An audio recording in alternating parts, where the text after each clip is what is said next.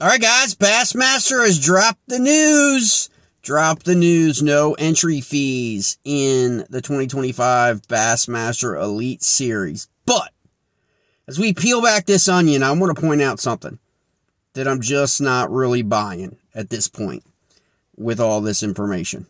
And that's the ratings. If you're a metrics guy and you can follow this stuff, and these ratings are pretty easy to follow, you can, if you do a little bit of digging. I'm just not really buying the whole growth deal that Bassmaster is trying to sell the public. Because I've been around for a while. Like, I'm just saying. I'm not buying it. So until the quarter 3 and quarter 4 Fox actual ratings get released, in terms of viewership on Fox. Now, Bass can do whatever it's want in terms of how many people are coming on to Bassmaster and watching on the Bassmaster website and on all that stuff. It's not like they're publishing that information. Okay. So I'm a little bit skeptical. I find it very, very dubious. And here's the reason why. If growth was as good as Bassmaster is stating that it is, okay, both publicly and in circles, where are all the sponsorships? Where are all the people coming to sponsor Bassmaster? Where are all the new sponsorships? Where's all the non-endemic sponsorships? Folks, this is how it works. Ratings equal investment. Look at the WNBA. WNBA's been pathetic for years. Anemic. What happens? Caitlin Clark shows up. Everybody starts watching.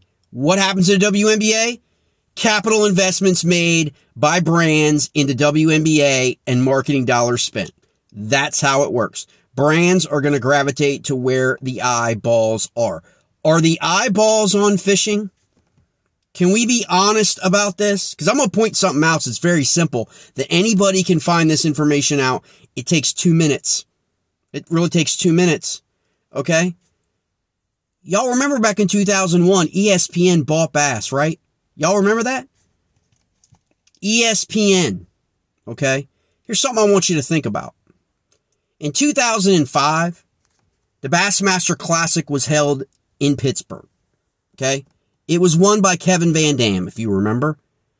Do you guys know that on day 1 of that event, ESPN had 396,000 people tuning in on day 1? Day 1. Okay? Think about that. Okay? By the end of the event, on day 3 in Pittsburgh, 526,000 viewers tuned in to watch Kevin Van Dam be crowned as champion of the Citgo Bassmaster Classic in 2005. That was a 9% increase over the 2004 viewership. That was the largest viewership that ESPN had since it bought B.A.S.S in 2001. You know what the viewership is on FS1 Fox Sports for the Bassmaster Elite Series? 84,000. You know what the viewership was for the last Bassmaster Classic? 88,000. 20 years later, we are being told that B.A.S.S is growing. Guys, I'm no mathematician, but that shit's wonk, okay? You've gone from drawing hundreds of thousands of viewers to fishing events on the platform of ESPN, okay, to now in the 80s. So let's look at it. If you can go look right on recent, again, we've got to wait for the ratings to update, okay? But the recent published ratings of FS1 shows on the Fox Sports Network pertaining to B.A.S.S are the Classic, 88,000. Okay. The Elite Series, 84,000. The Opens, 61,000. Bassmaster, the Cast, 38,000. Okay. Views. But we're being told that B.A.S.S is growing. Okay. Again, totally, I think it's going to be awesome for anglers, right? I don't know how it's all going to mix up. I mean, maybe some sponsorship dollars dry up because now the sponsors don't have to kick money to the anglers because the anglers are no longer kicking in their own money to enter. We don't really know how that's going to shake up. I mean, I mean, it's good news for anglers that they don't have to pay the, you know, $45,000 to $55,000 a year to fish on the Elite Series out of pocket. But in reality, how sustainable is that going to be if you're not really getting the sponsorship and marketing dollars coming from the broader sponsorship community? Like, I have no way of knowing what the FS1 deal is, okay, in terms of how much that's contributing to Bassmaster. But if views are less than 90,000 for a classic, and those views at the classic in years past were 2, 3, and 4 times as much, something's not right, guys. And these are published numbers. You can go back and look at ESPN in 2001 through 2005 if you think I don't know what I'm talking about, because ESPN publishes their ratings for all of their stuff. And if you want to dispute this, let's have the discussion, because I'll send you the links. And I'll send you, I'll post on my Facebook page the links of the FS1 show's ratings. So again, Bass may be growing year over year on FS1, okay? Or maybe however they skew their own Bassmaster Live in terms of how they're calibrating that, but that's not published. Bass, to my knowledge, never publishes that information. So they can make whatever claim they want to make about growth, but the real rub, guys, is, and understand, on this channel, we keep it real. Okay, and we break it down, business and analytics and metrics. And if the growth was actually the way it's being presented, where are all of the big sponsors? Sponsors have been leaving fishing. Didn't General Tire just leave freaking MLF? Like, sponsors have been leaving fishing. There's been mergers and acquisitions and consolidation in the fishing industry since COVID in droves. You guys know, I published a video earlier. GSM Outdoors this month just bought RoboWorm. Okay? They're basically going to rival Pure Fishing. They're putting together a massive portfolio, and yet they sponsor the MLF BFLs, if I'm not mistaken. So where's their sponsorship money from all of those brands that they've been accumulating now in the equity company that bought GSM this last summer?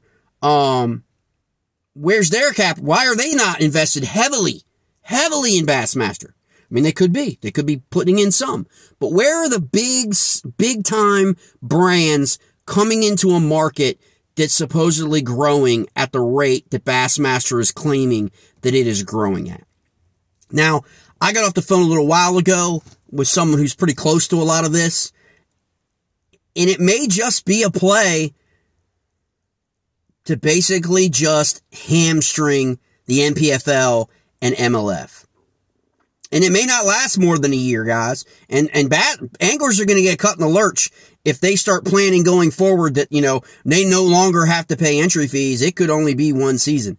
Because from what I'm understanding, this could simply be a move to put the pressure on MLF and the NPFL in terms of anglers. Okay? Because they have already had this live scope thing. We've already had a lot of these things shake up. Guys are moving linear. They're moving from MLF to Bass Opens to get into the elites. Okay? Is there going to be more incentive for guys to leave the Bass Pro Tour now and enter the Bass Opens for this year, so that in 2026, they can qualify for the Bassmaster Elite Series, but then in 2026, Bassmaster tells them, oh, I'm sorry, we're now going back to charging entry fees. Okay? You notice it says 2025. From what I'm understanding, and from what I've been told by people pretty close, it's for 2025. It's not 2025 through 2028. So these MLF anglers have got to think long and hard.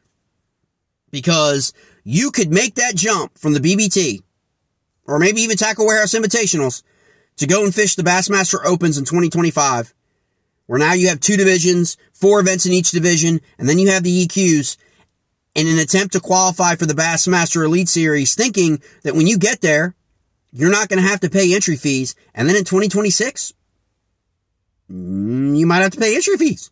And how you going to, I mean, it's every bit as a risk as the people who jumped from B.A.S.S to MLF, 5-6 years ago, right? I mean, I'm just saying, unless it's in a document somewhere or it's contractually stated, if I was the angler, I would be like, I want it stated in a document contract, because they're all signed contracts, that states, I don't care if it's non-disclosure or whatever, that states like, okay, how long is this no entry fee thing going to be? Sounds to me from the people I've talked to, it's only stated 2025. So just throwing that out there. Be on the lookout. It's only October. Okay, be on the lookout. Guys deciding to go fish the NPFL. Guys deciding to fish the Bassmaster Opens from MLF.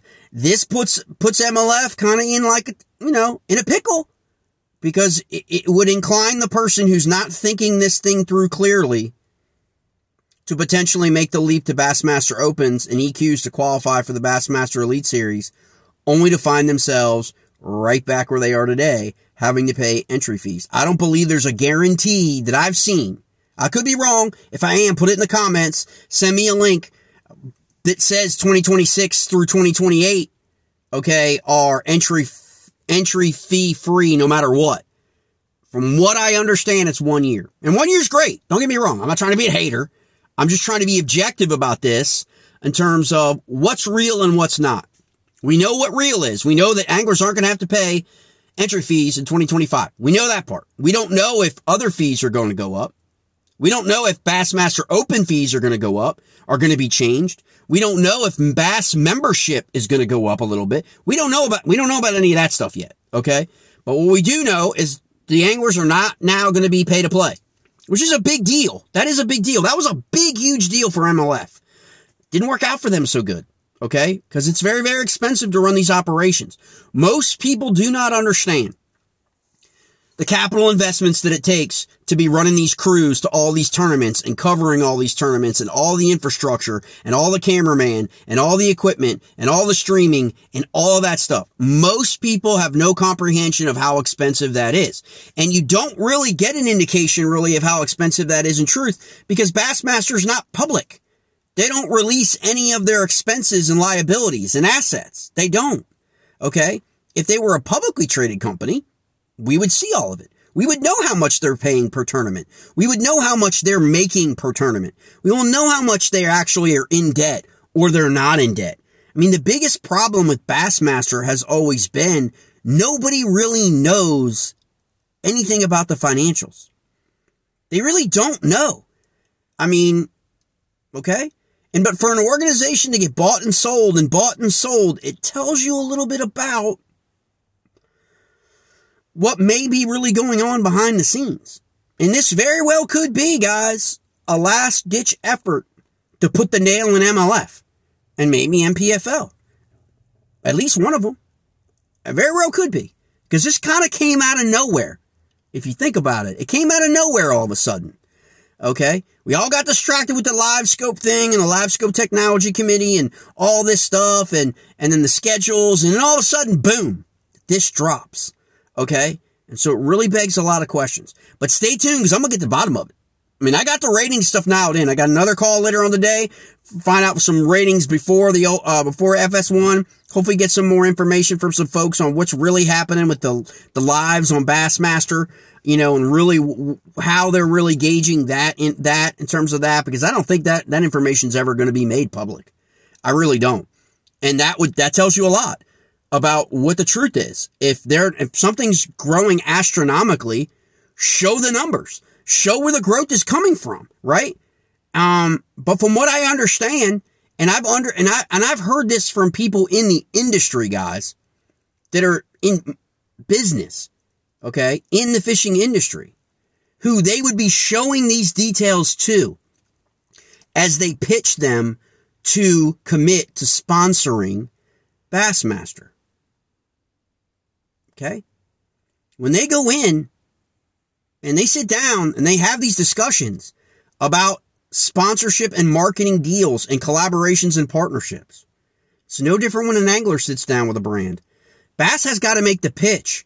What's the ROI going to be for a brand who is sponsoring fishing. We just saw General Tire pull out of MLF. Okay, we've seen what happened with them boys down in Arkansas flipping. I was like, which was Ranger, Stratus, okay, and Triton, who got bought by Bass Pro Shops. What happened to them? Like, I'm just saying, there's a lot going on here. There's a lot of moving pieces. I'm glad for the anglers. I'm happy for the anglers. They're not going to have to fork out up to $50,000 next year. That probably puts a lot of guys at ease a little bit for next year. But this story is not completely written, guys. I'm telling you right now, there's more. There's more to this thing going on right now. And hopefully maybe some of the other guys, maybe Cerebral will do his investigative reporting. Maybe my boy at Get Your Fish On, he's going to get down on it. And get some more information about everything that's happening and get a video up and really dial in behind the scenes to find out really what the skinny is. Cause man, them boys might be right. It might just be them just putting the fire to freaking MLF doing what they're doing. But hey, pay to play is gone for 2025 at least. No entry fees for the Bassmaster Elite Series. We'll see how it all shakes out. Please like and subscribe to the channel if you enjoy the content. But above all, I appreciate each and every one of you. Stay tuned. We got a lot more shit coming in freaking 2025 because we're going to beat a lot more of these events next year. I freed up the sky. I'm freaking stoked. This is adds more to it, but we're going to be especially a lot of the events on the Eastern Mid-Atlantic seaboard next year for MLF and for Bass. Hopefully we get the NPFL on an event in New York. We'll see what happens with that open date in the Northeast 2025. All right, guys.